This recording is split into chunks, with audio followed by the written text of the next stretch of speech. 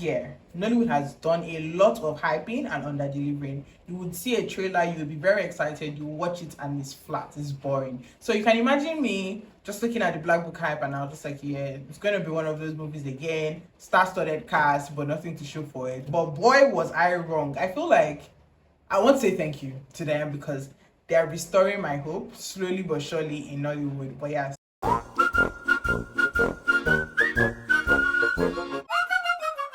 Hi guys, welcome back to my YouTube channel. My name is Arese. If it's your first time seeing any of my videos, I create Nollywood and lifestyle content. So if that's your kind of thing, hit the subscribe button and turn on post notifications and let's get into this video. So today I'm going to be reviewing the movie The Black Book. And this movie just came out on Netflix on Friday. So I'm going to try as much as possible to not include a lot of spoilers, but I cannot promise, okay? Cool. First things first, the plot. So this movie tells the story of a guy who is now a pastor but used to be very deep in like the dark dealings, so in terms of like thuggery and killing and all of that, but now he has given his life to Christ. He's focusing on his journey until he out of nowhere loses his only son, and that just leads to like a chain of different events and basically like opens up a Pandora box. That's this. Long story short, that's the whole thing. It stars RMD, Olumide Oboru, Sam Dede, Alex Osifo, who else?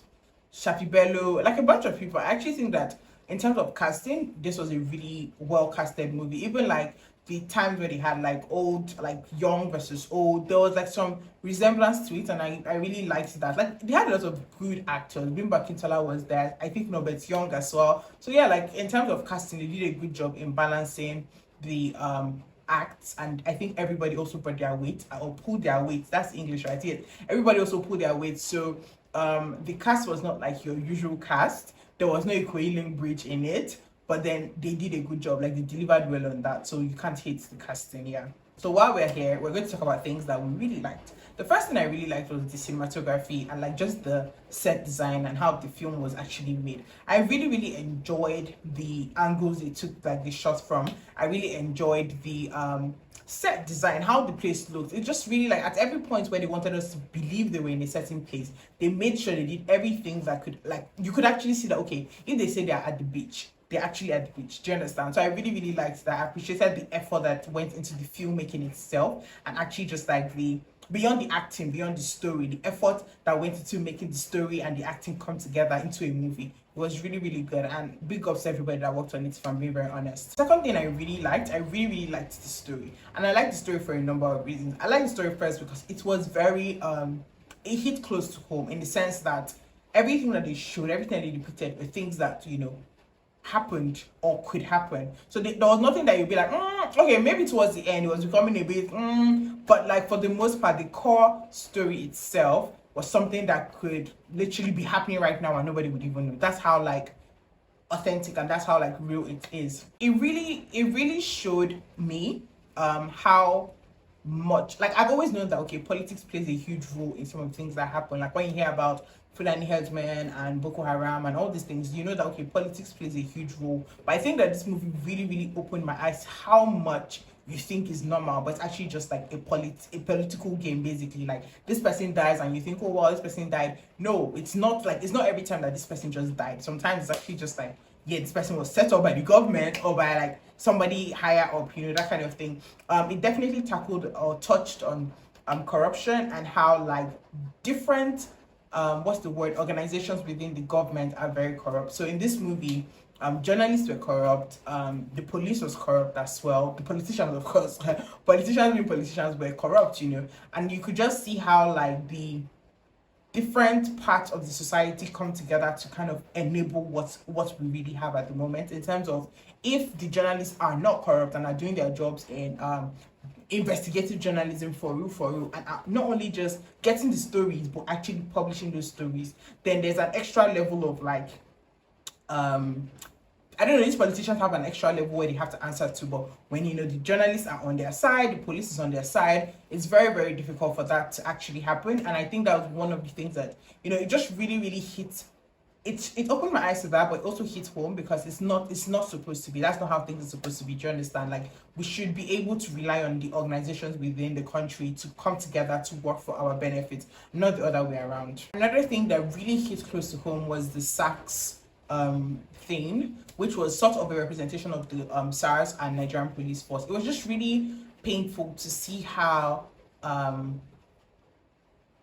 people can just die for like the most random things. Like literally, it's like, oh, you look like somebody that we're looking for, so now we're going to kill you. You know, we've heard about, oh, you look like a Yahoo boy, but then there's also like, we need somebody to take the fall. You're going to be the fall man. And I guess like maybe it's just me, maybe I'm just naive, but like I just really always thought that was such an American movie thing. But no, it's clearly not. I watched this movie in my Nollywood community, the Nollywood community, and I'm very thankful that I did that, first of all. And then secondly, I'm also very thankful for that community.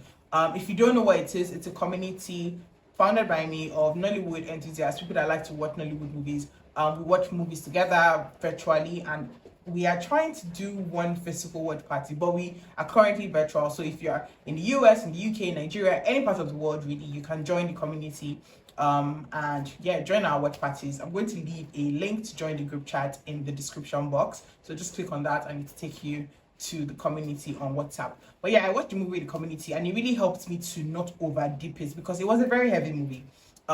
There are certain things, the storyline, there are certain things that happened that you know that, okay, yes, this is not far off, this can happen. Tomorrow I can hear that this actually happened. Do you understand? There's sometimes you watch a movie and you're like, ah, this is nice, but like this is not my reality. Do you understand? Can never be me. But this movie, because it could be you, it could be me, it could be literally anybody. So yeah, I understand a lot of people thought it was very, very heavy and you know, triggering for them, and I understand why. It wasn't for me just because of the fact that I watched with a group of people. So of course when things happened we would exclaim and everything, but like it didn't hit as much as it should have hit if it was only me. I don't know if that makes sense, but yeah, that's another benefit of joining the community. You get to watch movies with people and you know, it's not as heavy, and even when the movies are not nice, it's not that bad because you guys are bantering together. It's quite nice to join the community. So far, what have we spoken about? I have said that I really liked the casting and the acting. The costume and cinematography was really good. The film and the set design as well. The story itself, the plot of the movie was actually really, really good,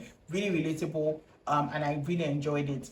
And I think one of the reasons why they were able to do all these things decently well, like maybe not like exceptionally, but good enough, is because I believe they had a budget. And this brings me to like another thing. I know like we always say as about Nollywood and all of this, but you need to realize that like money plays a huge role in execution, in anything. Like forget Nollywood now, just generally, right?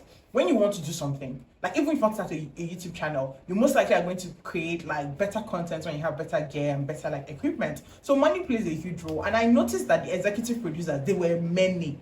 Like all the tech CEOs, you know, Paystack, CTO from Paystack, CEO of Flutterwave, VC guys, Eden Life, like so many people were there, and you can just tell that tech money is slowly entering Nollywood. And I really do hope that it does, because I feel like those are two very the entertainment industry and the tech sector are two very exportable parts of Nigeria. I don't know if that makes sense, but like those are two places that we can really, really do very well. Our music is already going fine. Our movies are like, in terms of like Afro cinema, we're doing really well. But I feel like we can do so much more if we have like more budget. So I really, really do hope that I see more like crossovers between tech and Nollywood. I think it would be very beneficial to both parties if we're able to utilize what we have internally to create like really, really good stuff that we can now export. Yes. Okay, now what I did not like about this movie, I did not think that the end was very realistic. Don't get me wrong, I understood why the end went the way it did, but I did not think that it was as realistic, because in my mind I felt like somebody that you know, has been portrayed to be this big bad wolf. It seemed a little bit too easy. Don't like, and again, don't get me wrong. I enjoyed the end. There were a lot of things. Share the granite. I am a woman, no one controls her. There were a lot of things that were shouting up Femco, and for real, like women are superheroes, like 100 over 100, 10 over 10. We win every time. Like it wouldn't have happened without women, but like I also just thought this was not very realistic. It was enjoyable. It wasn't very realistic. The second thing I didn't like was that I felt like there were some unnecessary scenes and unnecessary characters. Danola Gray's character, I've seen people comment about it on social media, and I don't get it myself. So I understand the concept of the character. I just don't think it was essential in the movie. And this is not to say that it wasn't portrayed well. It was an enjoyable performance, even though it was very, very short. But I also feel like the movie could have happened if the character wasn't there. Do you understand? Yeah, I don't know. I just think so. Also the friend who I heard was actually one of the crew members, and unfortunately is now late. But his character in the movie was also not very needed. But I guess like, yeah, like you can't have it your way. Do you understand? So yes, there were some unnecessary characters, but in general, it was not enough to spoil the movie, basically.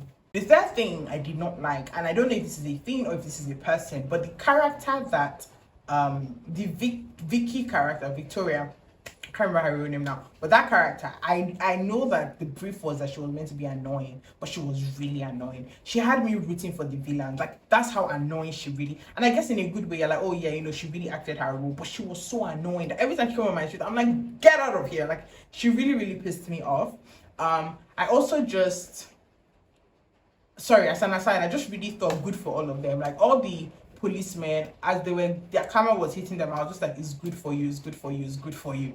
So yeah, that was really good. Again, like at the end of the whole day, like I would say, they did a really, really good job with this movie. They definitely acted it very well. I want to give like a huge shout out to RMD. I felt his pain, and that's very, obviously I know it's a movie, but for me to feel the pain that you're feeling while you mourn your loss, and I could feel him like being pushed to the edge every single time he would go and like try to reason with the police. I just really felt his pain, and I want to say like it's great to see him in a new light, and I'm very happy that they are giving him more roles. I feel like in a way, because he's gotten older, they've sort of pushed him into that like comfortable older man, sugar daddy, politician vibe, and that's nice. But like, I love to see when characters are tested, and I think that this movie was a really, really good way for us to just remember that, yeah, like he is that guy, even Alexis Sifa. So it was just really nice to see like a blend of all these guys that you've watched for a long time act in a recent movie, even though the movie they acted it in 2020. But that's aside. Anyway, I'm not sure if I said this already, but I'm just gonna say it again. I really liked that a part of the story, you could relate it to what had happened in the past. So there were things that happened, and I was like, oh, this is similar to what happened to this person, where they gave, like, he got a letter and it was a bomb, those kind of things. So I really liked that. I really liked that they took fragments of our history and our current state and just made it into a story. It made me really happy, and you could see the amount of effort that the crew put in into even like just the location, the number of people. Yeah, I just really, really liked the movie. Like it wasn't perfect, but I think this was a very, very good attempt, and I'm very thankful. And I also like that they infused like the North as well. It's always nice to see like the North and Nautical language. Like it's just really always nice for something different. And I'm really, really thankful to everyone that worked on this movie. I definitely recommend, if you've gotten this far and you don't know that I recommend, and I want to come out and say it, I recommend this movie to anyone that is looking to watch something. If you are not a Nollywood person, I think you may have one or two questions and raise eyebrows, but I think you definitely enjoy the movie.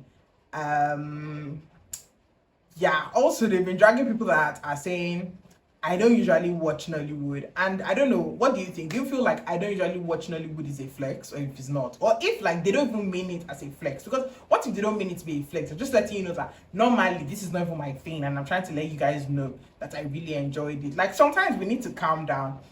It's different if like this person is trying to stunt on you and be like, I don't even watch Nollywood. But if the person isn't, like, let's give it a rest, okay? Yeah. If you've gotten to the end of this video, thank you so much for watching. I really appreciate it. If you haven't subscribed yet, please don't forget to subscribe, because I create lots of movie reviews like this, and I think you would actually enjoy them. Thank you again, and I'll see you guys in my next video. Bye.